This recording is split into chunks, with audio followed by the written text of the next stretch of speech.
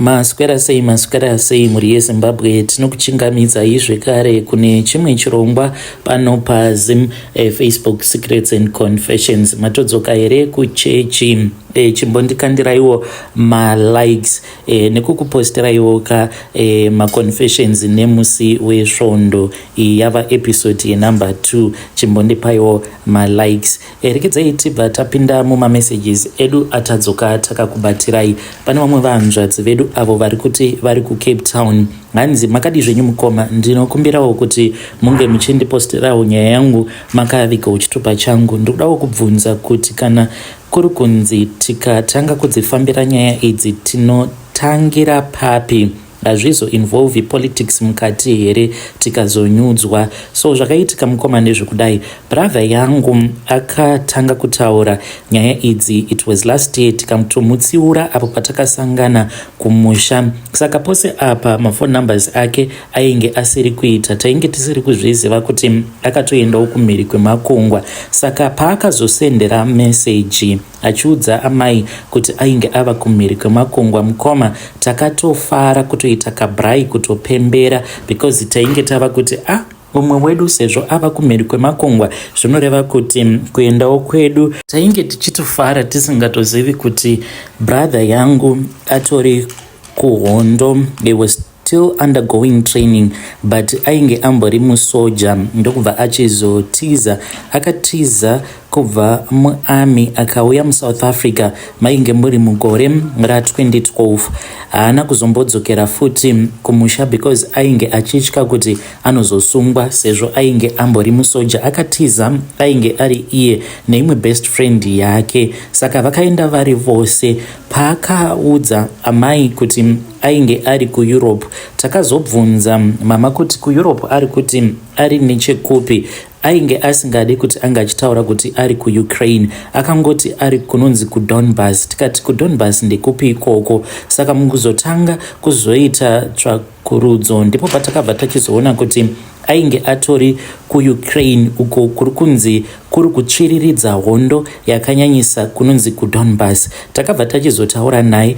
Patakataura naye, iye akati kwatiri hatifanire kuti tinge tichimutyira nekuti tinokwanisa kuzomupa munyama. Saka mukoma, izvezvi kutaura nemi kudai takangobatiraura mumaoko nekutya kuti kana kuri kunzi akafa tichazoziviswa nani? Zvavakaita izvi zvinotendedzwa here? Iye ari kuti vanopiwa mari, hanzi each and every month vari kutopiwawo kamari kari nani. Ari kuti kana kuri kunzi hondo iyi ikapera anenge atova necitizenship kuRussia. Zvinenge zvava nyore kuti ange achizokwanisa kuzounza dzimwe hama. Saka iye haana kukwanisa kutaura nesu kwenguva yakareba nekuti ainge achiti mafoni avanotoshandisa vanongoti pano nepapo kana vakangopindawo pamaWhatsApp, then vobva vatonzi vange vachibva pamaWhatsApp nekutodzima network, because hanzi kwavari kwacho hanzi ndokuri kutorwiwa zvakanyanyisa. Ainge achitoti kwakatowanda mamwe maSouth African. Iye akati hanzi vanhu vekuKenya nevekunigeria neGhana hanzi ndivo vakawanda ikoko maAfricans. Saka ainge achiti muunity mavo iye anenge aine vamwe vekumusha vekuKenya nevekunigeria. Saka ainge achiti hanzi hatifanire kuti tinge tichinyanyisa kufunga nezvake nekuti tinokwanisa kuzomupa munyama. Saka ndikudawo kungobvunza kubva kune vane ruzivo kuti kana kuri kunzi tikada kuti ange achidzoswa kunoku for his own safety, ndeapi mamwe matanho avo atinofanira kuti tinge tichizotora kana kuti tinokwanisa kuzotosungwa? Maybe zvinenge zviine politics mukati. Tinoenda here kuembassy yekuZimbabwe kana kuti tinoenda kuZim straight? Kana taenda kuZim tinoenda kupolice station here? What is it that we are supposed to do exactly? Ndiri kutobvunzawo on behalf of the family. Kana vari saamai ndinotovafonera each and every day, makuseni, masikati, manheru. Ndinovafonera ndichingovaudza kuti havafanire kuti vange vachingogara vachingochema nekuti vachazogumisidzira vaita BP, and tinofanira kuti tinge tichitevedzera zvatakaudzwa nebrother yangu kuti hatifanire kungogara tichingonyunyuta pamusoro pake nekuti hanzi ari kuhondo anozosangana nemabad luck kuhondo ikoko. Hanzi tinofanira kutongokanganwa nezvake kusvika hondo iyi yapera. Kune vane ruzivo, hondo yekuukraine inganzi ichazopera, ende kana ikanzi ichapera, munoona sekunge ichazopera gore ripi? Please help. Kana iri sebrother yangu, kana kuri kunzi akasangana nechinenge chamuwana ikoko, I don't think kuti I'll be able to live without my brother, knowing kuti akafirako kuUkraine. I think ndinokwanisa kungofa. Izvezvi mukoma ndava munhu wekuti dzimwe nguva ndinokwanisa kungotanga kungobayiwa muzasi metsoka dzangu. Apa patakaenda kuchipatara nemurume, takaudzwa kuti handifanire kungoramba ndichingoita stress, because ndikaramba ndichingozvidya moyo ndichifunga zvandiri kufunga, hanzi ndinokwanisa kubatwa nestroke. Saka handizivi kuti ndoita zvekuita sei. Please talk to me. Hey vedare, ndo message iyo yandakatumidzirwa ichibva kuna vahanzvadzi vedu. Ngatizamei kuti tinge tichitaura navo mucomment section. Akomanaka ndo kunzi soja rinosvika kure kuendako kuUkraine ikoko, hanzi ndo kwavari mukoma vedu. Hanzi vakatiza muno mujoni vakaenda nebest friend yavo, hanzi variko ikoko kuUkraine.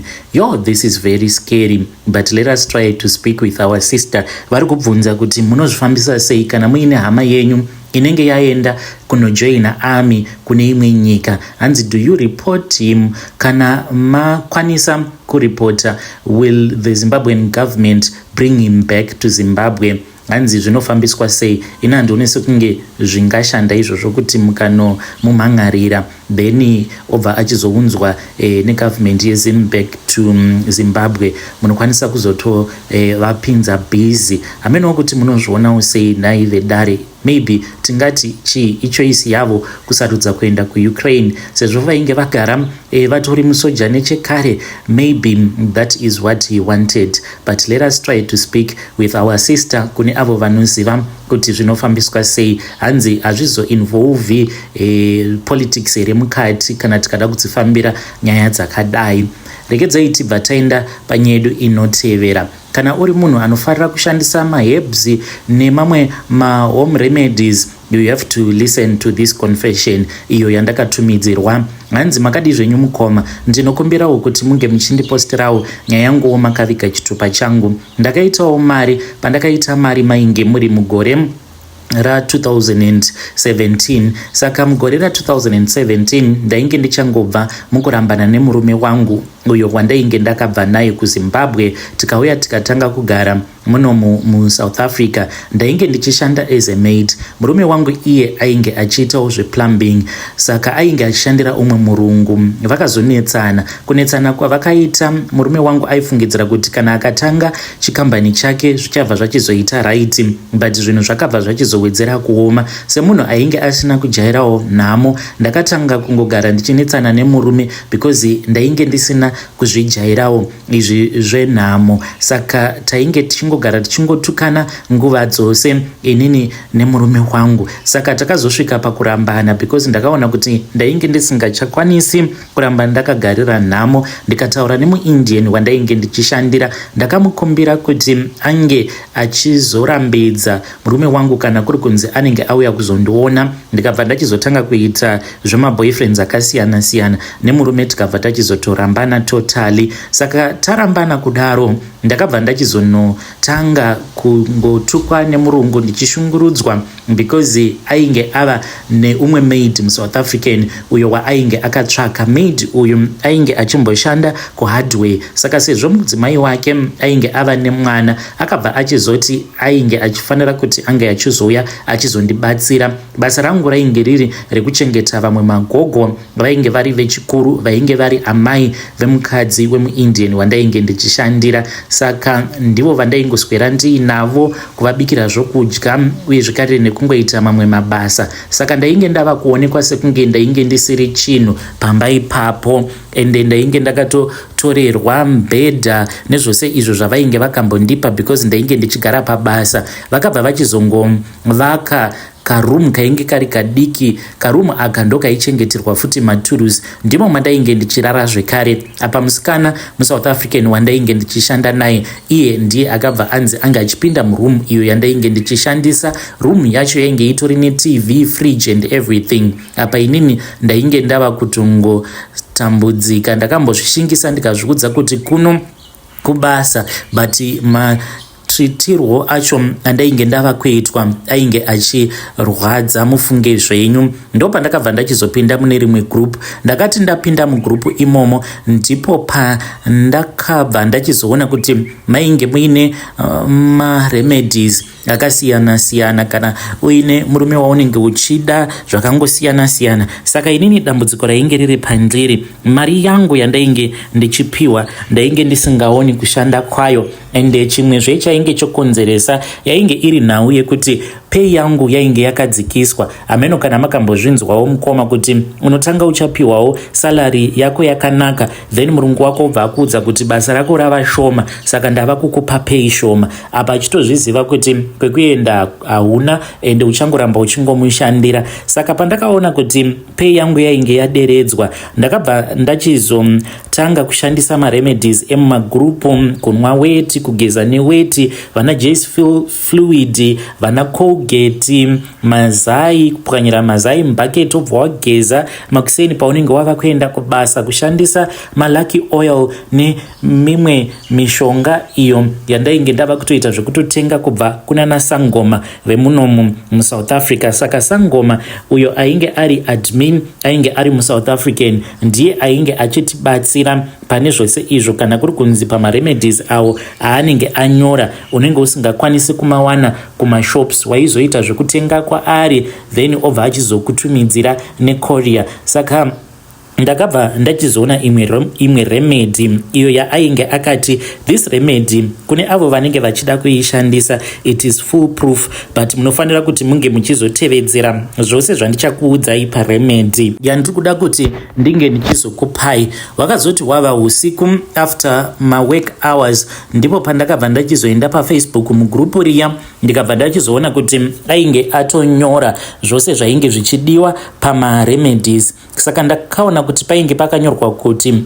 painge pachidiwa 2 kg yebasmati rice, then kana watenga 2 kg yebasmati rice waifanira kuti unge uchizotenga glass bowl chawaizotenga umo maizogara wakaisa basmati rice iroro, wakarikwidibira nekamucheka kewhite kaunenge watenga. Mucheka uyu unenge uri wesatin. Wofukidza rice rako masikati paunenge uri kubasa, unenge wakarifukidza rice, then kana wava usiku paya wobva wachizomuka kana dzava kuti 21:09 paya watch painenge yakati 21:21, ndipo apo paunobva wachizotora bhawo rako wobva wachizobvisa mucheka wako. Kana wabvisa mucheka wobva wachizomwaya zvekare rice iri pamusoro pekamwe kamucheka kesatin kaunenge wakawaridza pasi,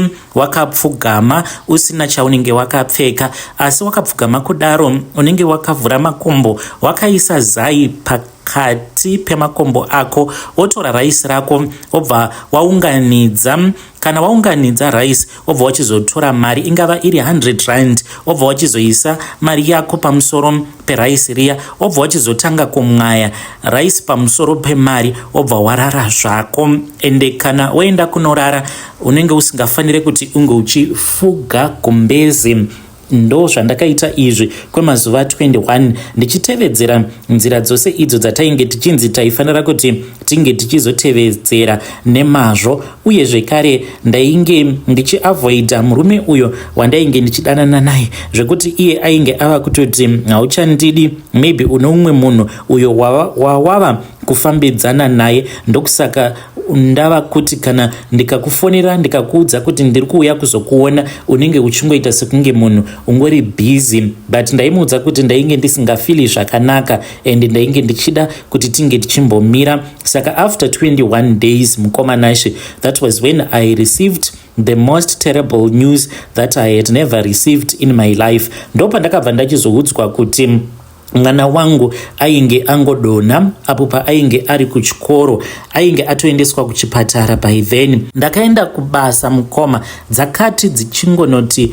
9:21. I still remember makuseni acho iwawo apo pandakaudzwa kuti mwana ainge aendeswa kuchipatara, ndipo pandakabva ndachizoona message pafoni pangu, yainge iri message kuWhatsApp.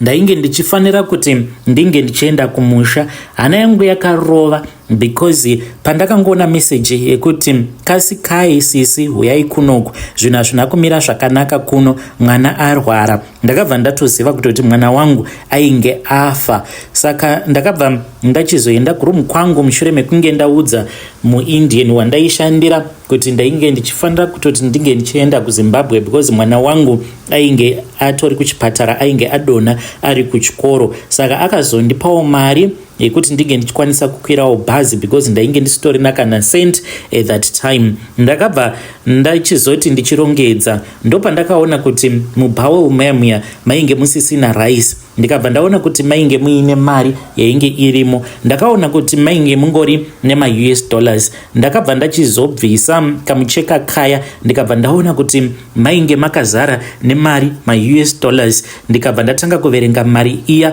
Mari iyi mukoma yainge yakawanda zvekuti yainge ichisvika kuma 4,000 US dollars. Ndakaitora ndikairongedza, ndikabva ndachizofonera sangoma ndikavaudza zvose zvainge zvaitika. Vakanditi ndinge ndichimhanya ndinge ndichienda kumusha. Vakanditi pamari iyo yauri kuti wawana iri mubhawel uri kufanira kuti unge uchishandisa zhinji yacho pakunovigwa kwemwana wako. Vakanditi kunyange ukanzi wasara ne10 rand because vainge vasinganzwisisi mari iri kuma-US dollars. Vakanditi kunyange ukanzi wasara ne10 rand hazvina hazvo basa, uchazowana imwe mari yakawanda kudarika mari iyo yauchashandisa pakuvigwa kwemwana wako.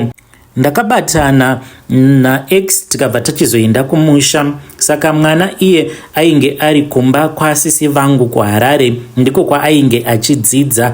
So nekuda kwekuti ndainge ndiine mari, ndakabva ndachizoti mwana wangu ndainge ndichida kuti ange achizoenda kunovigwa kumusha.